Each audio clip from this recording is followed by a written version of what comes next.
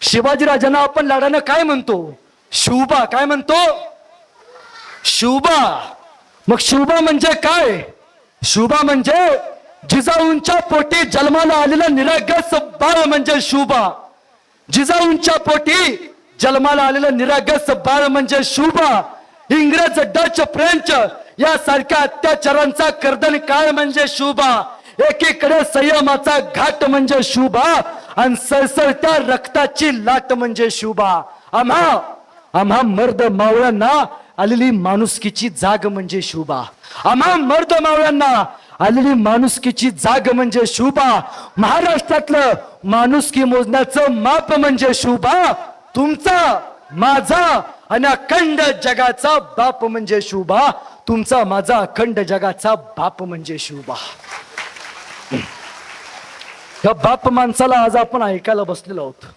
खर तर उभ्या आयुष्यात महाराजांच्या डोळ्यात पाणी कधी आलं नाही, पण शिवरायांच्या डोळ्यात आयुष्यात एकदा पाणी आलं. ते म्हणजे महाराजांनी तह केला त्यावेळी. मिर्झा स्वराज्यावरती आला, खुलेआम रेत छायला चालू केली. दिसल तिकडे कत्तल्या, राजांचा जीव घेवरला. राजाने विचारलं मिर्झाला, मिर्झा हे बरं नव्हे? आणि छदिम्या असत मिर्झा म्हणाला, राजे वाटतंय तुमच्या बायका पोरांची आबरू वाचावी तर हे किल्ले जिंकलेले सगळे माझ्या नावावरती करा. शिवाजीराजांनी 23 किल्ले या मिर्झाला बहाल केली. दुसरी अट टाकली. मिर्झा म्हणतो, राजा तुमचा पोरगा संभाजी 9 वर्षाचा माझ्याकडे ओलीस म्हणून ठेवा. आणि कडातला राजा मिर्झा ह्याला राजकारण नाही म्हणत. आणि छदिम्या असं तर मिर्झा म्हणतोय, लेकींच्या आबरू वाचावी असं वाटत असेल तर किल्ले नावावरती करा. एका राजानं स्वराज्याच्या लेकींची आबरू वाचावी यासाठी 9 वर्षाचा पोरगा डावावरती लावला आणि 23 किल्ले बहाल केले. सगळं म्हटलं संपलं आता, काय नाही यांच्याकडं. डोक्याची केस उपटून घेईल राजा. अरे विष पिऊन मरल राजा. काय उरले ह्याच्याकडे? राणा वनातल्या या पुण्यातल्या पोरांना सोबत घेऊन ज्या माणसानं हिंदवी स्वराज्याचं स्वप्न बघितलं, त्या शिवाजी राजाचं हिंदवी स्वराज्याचं स्वप्न भंगलं. पण संपलं नाही. ज्यावेळी महाराजांनी तळ केला त्यावेळी महाराजांकडे फक्त 16 किल्ले होते. 9 वर्षांनी महाराजांचा राज्याभिषेक झाला. राज्याभिषेक शके नोंद आहे. महाराजांकडे 365 किल्ल्यांचं साम्राज्य आहे. 365. पण तो केला आणि महाराज राजगडावरती गेले. राजगड महाराजांचा आवडता गड, राजगड महाराजांचा प्रिय गड. एके दिवशी एक मावळा राजांकडे गेला. राजांच्या डोळ्यातनं पाणी येत होतं. मावळा खाली आला. त्याच्या लक्षात आलं 10 किल्ले बहाल केले आणि राजाच्या डोळ्यात पाणी आलं. घोड्यावरती बसला. अरे ज्या माणसानं माझ्या राजाच्या डोळ्यात पाणी आणलंय त्याच्या डोळ्यात पाणी आणल्याशिवाय सोडणार नाही. घोड्यात आणला, गेला गेला गेला थेट मिर्झाच्या छावणीमध्ये घुसला आणि ऐन जवानीतलं 32 वर्षाचं पोरग पकडलं गेलं. मिर्झाच्या समोरून उभा केलं.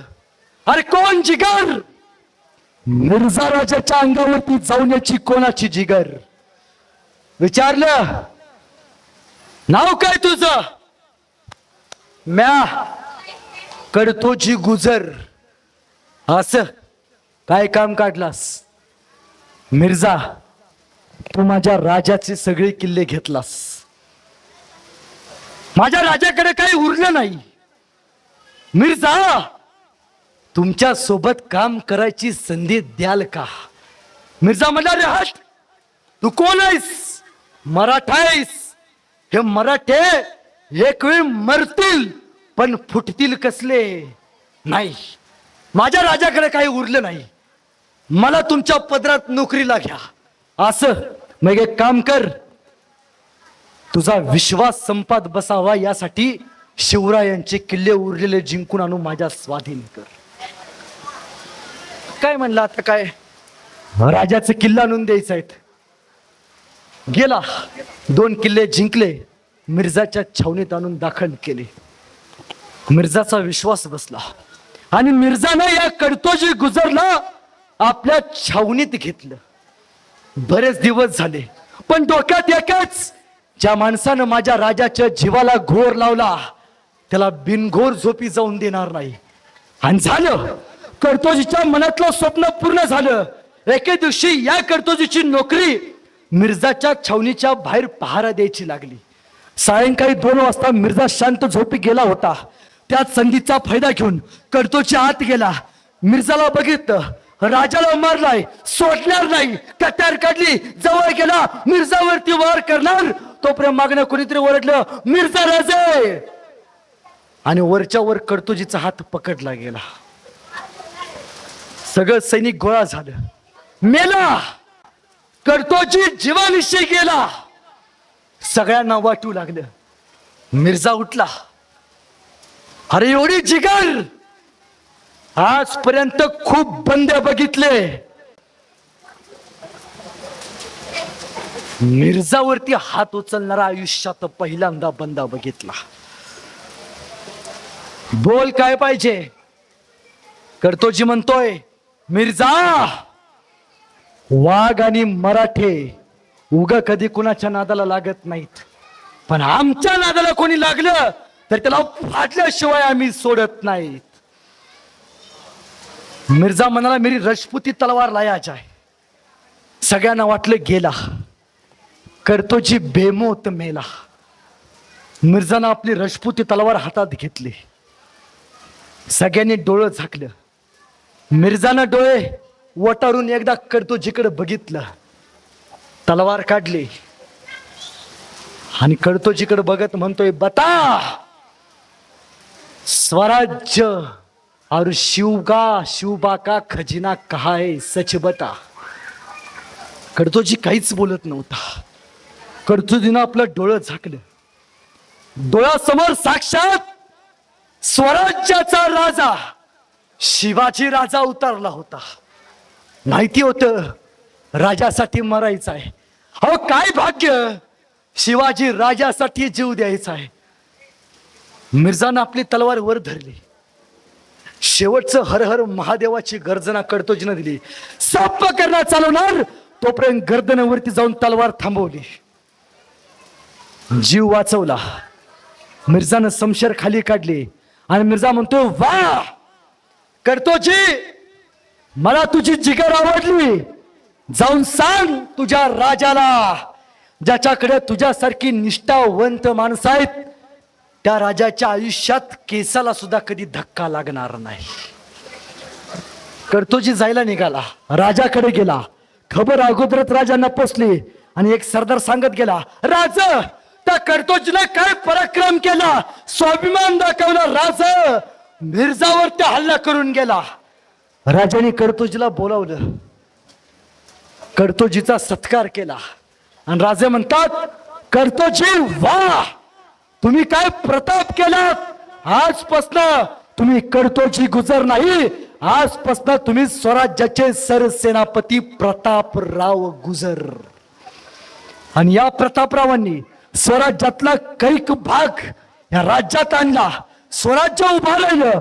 पण एके दिवशी एक एक एक एक सरदार महाराजांकडे एकवटत असताना बाहेरून आक्रमण होत होते, पण महाराजांचं स्वराज्य तग धरून उभा होतं.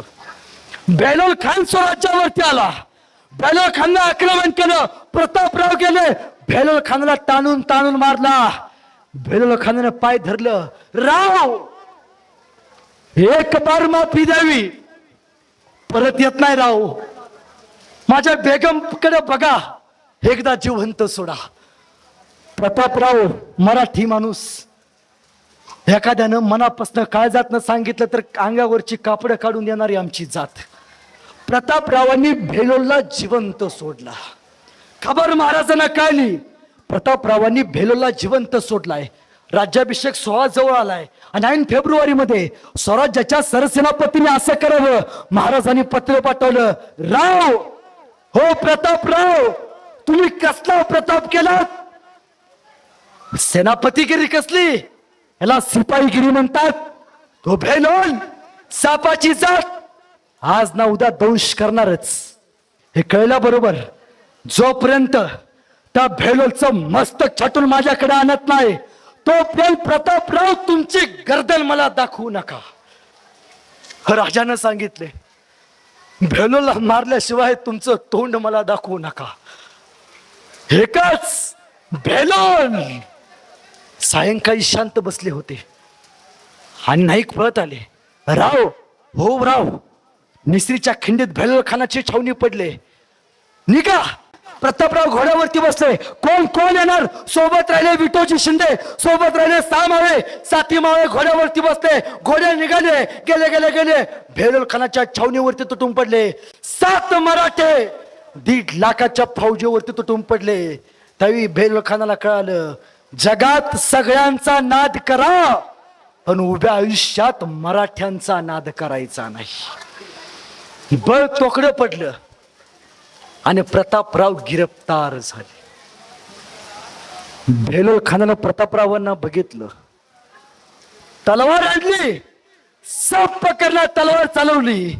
प्रतापरावांची गर्दन मातीमध्ये खाली पडली आणि ती प्रतापरावांची गर्दन त्यांच्या तोंडातून एक वाफ निघाली. ते आजही सांगते दगडांवर दिसती अजून येथल्या टाचा. दगडांवर दिसती अजून येथल्या टाचा. ओढ्यांवर तरंगे अजून रंग रक्ताचा. क्षितिजावर उठतो अजून मेघ मातीचा. अद्याप विराज